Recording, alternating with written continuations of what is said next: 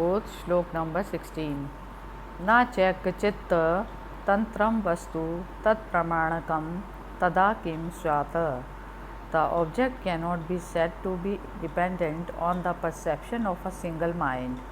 For if this were the case, the object could be said to be non-existent when that single mind did not perceive it. Part 4th, Shlok number 17. Tad upraga pekshitva chittasya vastu gyata gyatam. Things are known or unknown to the mind, being dependent on the coloring which they give to the mind. Shlok number 18.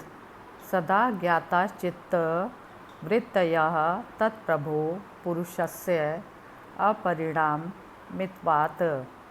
The states of the mind are always known because the Lord of the mind, the Purusha, is unchangeable. Commentary on Sri Patanjali Yoga Sutra by Swami Vivekananda. The whole gist of this theory is that the universe is both mental and material. Both of these are in a continuous state of flux. What is this book? It is a combination of molecules in constant change. One lot is going out and another coming in. It is a whirlpool, but what makes the unity? What makes it the same book? The changes are rhythmical in harmonious order. They are sending impressions to my mind, and these pieced together make a continuous picture. Although the parts are continuously changing, mind itself is continuously changing. The mind and the body are like two layers in the same substance, moving at different rates of speed relatively, one being slower and the other quicker. We can distinguish between the two motions.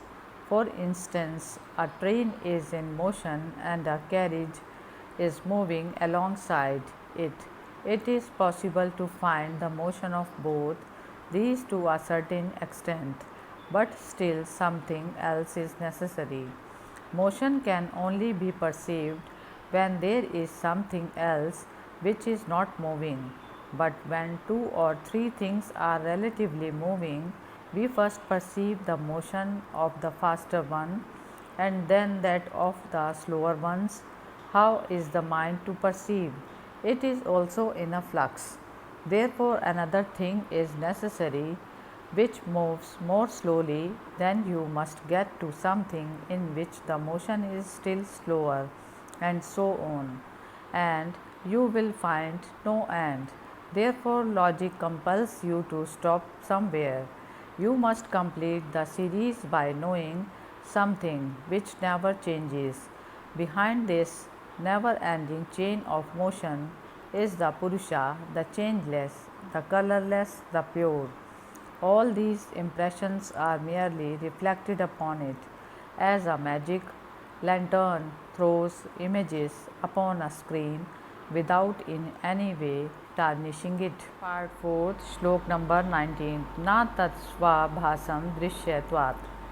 The mind is not self-luminous, being an object. Commentary on Sri Patanjali Yoga Sutra by Swami Vivekananda. Tremendous power is manifested everywhere in nature, but it is not self-luminous, not essentially intelligent. The Purusha alone is self-luminous and gives its light to everything. It is the power of the Purusha that is percolating through all matter and force. Part 4th, Shlok number 20. एक समय चोभयान अवधारणम.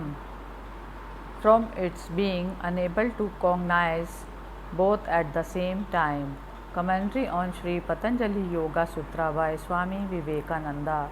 If the mind were self-luminous, it would be able to cognize itself and its objects at the same time, which it cannot.